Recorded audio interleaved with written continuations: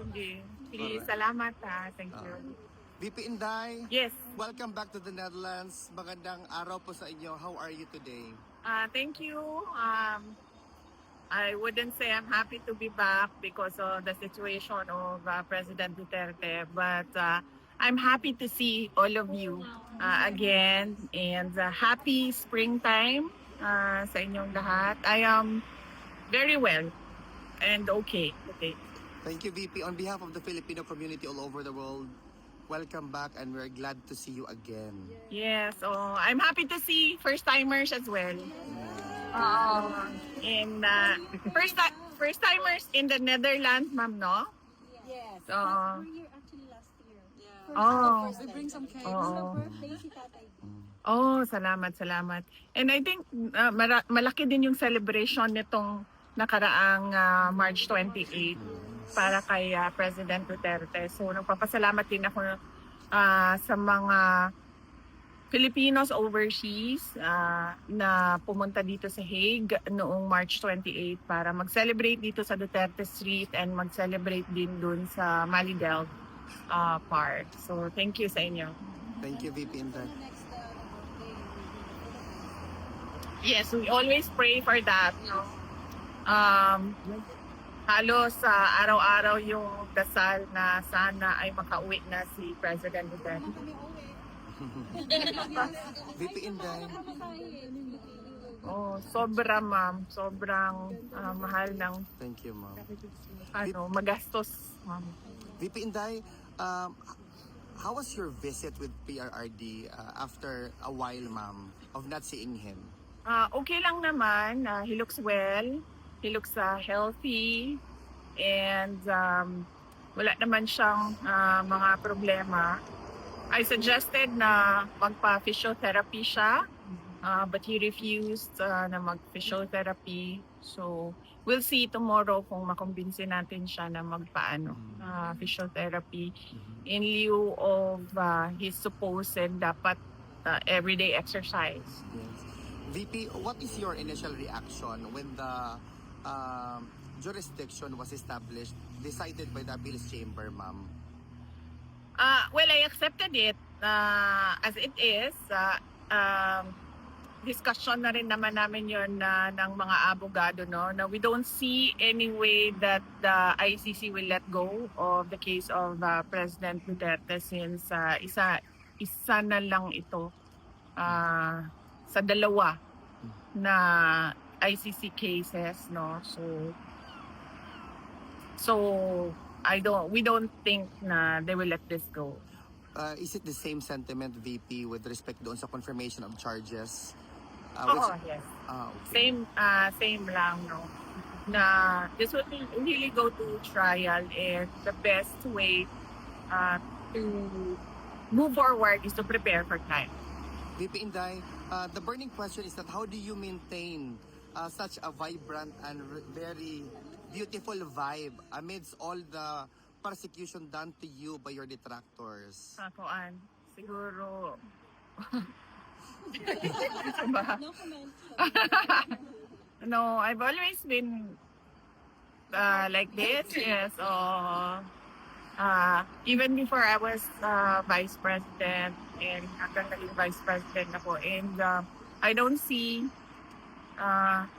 na magbabago yung disposition ko because of a few problems here and there.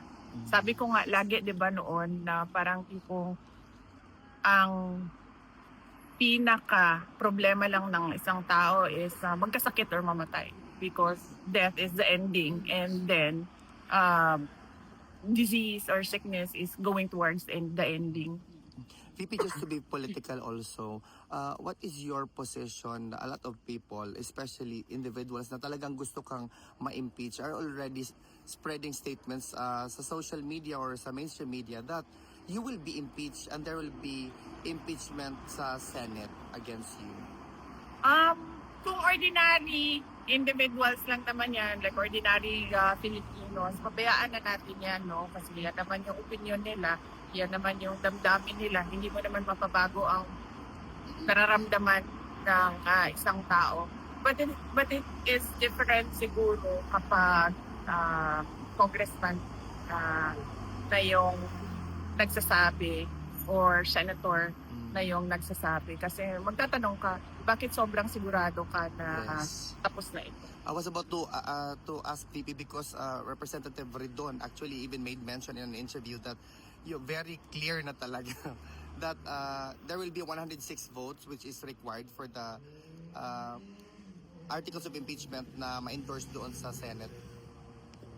Oh, well, hindi ako makakomment sa kanyang mga nalalaman kasi hindi ko alam kung ano yung alam niya.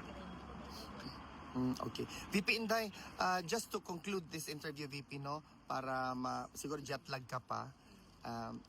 Wala, okay lang ako. Okay lang. VP, what's Natulog ako ng mayos. okay. Hindi mag-jet lang. VP, what's your message to the undying, unwavering love and support to the former president and to the Duterte family, to you and your siblings as well? Yes, oo. Undying din yung pagpapasalamat sa lahat ng mga kababayan natin. In fact, kanina, as you mentioned, to bring the message to him, sabi mo, hindi kayo susuko. So, pinaabot ko din sa kanya, sabi ko, nagsabi sila na hindi sila susuko. At sabi niya na sumuko na daw kayo. Kayo. Well, hindi ko alam kung joke yun or hindi. But miles away for him. for PRD, I would take it as a joke. And of course, ako personally, yung lakas ko lang talaga galing talaga sa mga tao. Sa totoo lang, iniwan na siguro ako lahat ng mga kaibigan ko na politiko, pero hindi ako iniwan ng mga Correct. kababayan. So in politics, but we are Yung here for kami. you, Correct. Ako. no matter what. VP, another statement coming from perhaps sentiments by the Filipinos. Are you ready to become the next president of the Philippines? I'm already a presumptive candidate because I declared my intention to run for the next presidential elections. We can only pray that there will be a presidential elections on 2028 and it will be honest, orderly, and peaceful. On behalf of the Filipino VP, mabuhay ka, mahal ka namin at asahan mo ang suporta namin. Duterte! Salamat. Mabuhay ka, VP.